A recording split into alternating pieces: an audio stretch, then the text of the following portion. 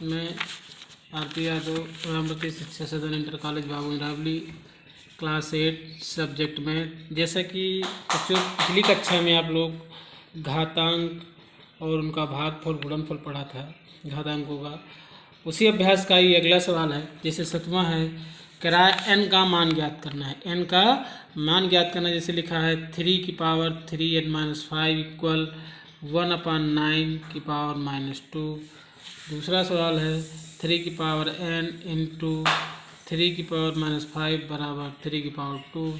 इसी तरह आपके कई सवाल दिए हुए हैं 5 नंबर तक। जैसा कि इसमें सब एक सवाल आपका ले लिए। जैसे 5वां सवाल है, आपका n का मान ज्ञात करना है। तो जैसे पहला है 3 की पावर 3n-5 इक्वल 1/9 की पावर -2। तो देखिए सब बच्चों, जैसा कि हमने बताया था कि जैसे कोई संख्या जैसे आपके लिखी 3 की पावर 2, इसको गुणनफल के रूप में लिखेंगे तो 3 की पावर -2 हो जाता है। ठीक, तो उसी प्रकार ये गुणनफल के रूप में लिखा है, इसको हम बटे के रूप में लिखेंगे तो 1/9 की पावर 2। अब देखिए माइनस हट गया आपका, नीचे ये भाग में है तो ऊपर कहीं चला जाएगा, गुणा में अर्थात 1/9/2 की पावर 2, 9/1 1/9/1 की पावर 2। तो 1 से कैंसिल हो गया, कितना बचा आपका 9 की पावर 2 बचा आपका। ठीक, तो अब देखिए इसको हम लिख सकते हैं, इसको कितने का वर्ग, 3 का वर्ग, 3 3 का 9 अर्थात 3 की पावर 2 की पावर 2 हम देखिए लिखिए। ठीक है ना, मतलब 3 का वर्ग कर लिया। अगर 3 का वर्ग करेंगे 3 3 का 9 की पावर 2 आएगा, नहीं है। तो इसी प्रकार देखिए अब इसके बीच में गुणा का चिन्ह छिपा है। ठीक, तो 3 की पावर 2 इंटू 2 गुणे 2 कर लिया। ऑलरेडी ये 3 की पावर 3n-5 ऑलरेडी लिखा ही है। अब देखते हैं दोनों के आधार समान है ना। देखिए आधार समान है। जब आधार, इसको हम आधार कहते हैं, ये जिसकी घात लगी है, जिसके ऊपर घात लगी होती है वो आधार होता है। तो ये आपका ये घातांक है। आधार समान है तो दोनों ओर घातों की तुलना करने पर तो घात आपके 3n-5 बराबर 4 है आपका। ठीक, तो चलिए इधर ये -5 माइनस में है, इधर अब पक्षांतर करेंगे। किस में करेंगे, पक्षांतर करेंगे तो कहीं में आ जाएगा, प्लस में आ जाएगा आपका। तो 5 4 9 हो गया। तो 3n बराबर 9 और 3 इधर गुणा, इधर कहीं में आ जाएगा, भाग में 3 3 का 9, मतलब n का मान कितना आ गया, 3 आ गया। ठीक, ओके। इसी प्रकार आप कोई भी सवाल आपको लगाना होगा लगा लेंगे। जैसे आपका ये वाला सवाल दिया, ठीक, तो आप इसको भी लगा सकते हैं। जैसे 4 की पावर n और इसको हम लिख सकते हैं बटे 4 की पावर 5 बराबर 4 की पावर 6। अब नीचे भाग, नीचे इधर भाग में इधर कहीं हो जाएगा, गुणा में हो जाएगा। तो 4 की पावर n इक्वल हो जाएगा 4 की पावर 6 गुणे 4 की पावर 5 हो गया। ठीक है ना। तो चलिए देखिए इधर, अब ये दो आधार यहाँ पर ध्यान दीजिए, यहाँ पर गुणनफल में आधार समान तो घात आपस में क्या हो जाते हैं, जुड़ जाते हैं। अर्थात 4 की घात कितनी हो जाएगी, 6 5 11 हो जाएगा, और n बराबर 11 के। ये देखिए आधार समान है तो घातों की तुलना करने पर अर्थात n बराबर 11 आ जाएगा। आपका ये आंसर आ जाएगा। ठीक है ना, आप लगाइएगा। इनके आंसर भी हम नीचे दर्शाए भी हैं, आप मिलान भी कर लेना। ठीक, देखिए हम आंसर आपके दर्शाएँ इसमें सवालों के, तो आप मिलान भी कर लीजिएगा। अब इसी प्रकार चौथा है, 5वां है लगाना। ठीक है, तो अगला सवाल 8वां नंबर है। 8वां नंबर में क्या दिया, 125 गुणे x की पावर -4 बटे 5 की पावर -3 गुणे 15 गुणे x की पावर -7 दिया है। जहाँ कह रहा है x बराबर 0 नहीं है, मतलब दर्शा रहा है x बराबर 0 नहीं है। तो जैसे हम इसी को ले लिया, इसमें x दिया है, इसमें केवल अचर पद है, अचर और अचर दोनों हैं।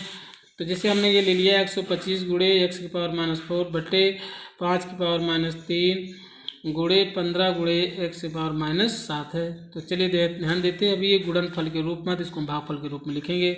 तो और ध्यान दीजिए 125 कितने का घन है, 5 के घन है ना, 5 5 25 पंचे 125 है। ठीक है ना, तो इसको 5 की घात हमने 3 लिख सकते हैं, देखिए यहाँ पर लिख दिया हमने। ठीक, अब देखिए इसको ये गुणनफल भाग के रूप में क्या हो जाएगा, 1/4 हो गया। अब इसमें देखिए ये 5 की पावर -3 गुणनफल के रूप में भाग के रूप 1/5 की घात 3 हो गया।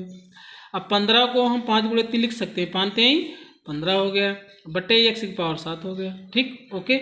अब चलिए देखो यहाँ पर 5 की घात 3 अब नीचे संख्या भाग में है, ऊपर कहाँ चली जाएगी, गुणा में चला जाएगा, तो x पावर 7 हो गया। ठीक है ना। अब इधर ध्यान दीजिए, अब नीचे ये भी भाग में, ऊपर कहाँ चला जाएगा, गुणा में चला गया। 5 की घात 3 गुणे 5 की घात 3 गुणे। ठीक है ना। अब ये 5 गुणे 3 बचा और x पावर 4 बचा कि नहीं बचा ये। अब चलिए इधर देखते हैं, जब आधार समान होते हैं तो घातें क्या हो जाती हैं, जुड़ जाते हैं। तो 5 की घात 3 प्लस 3 अर्थात 5 की घात 6 हो गया। ठीक।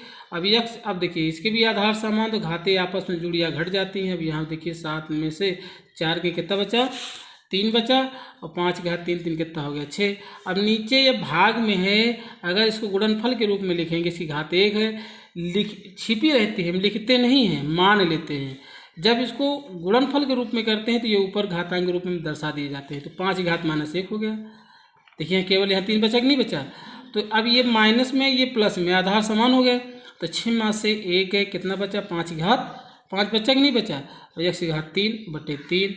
अब 5 को कितने बार गुणा करना है, 5 बार। आप घातों में पढ़ा है कि यदि किसी संख्या के ऊपर जितनी घात लगी होती है उसको हम उतने बार ही गुणा करते हैं, पढ़ा था पिछले क्लास में आपने।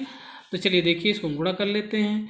5 × 25 पंचे 125, और फिर 25 से गुणा करेंगे तो कितना आएगा, 3125 आ गया आपका।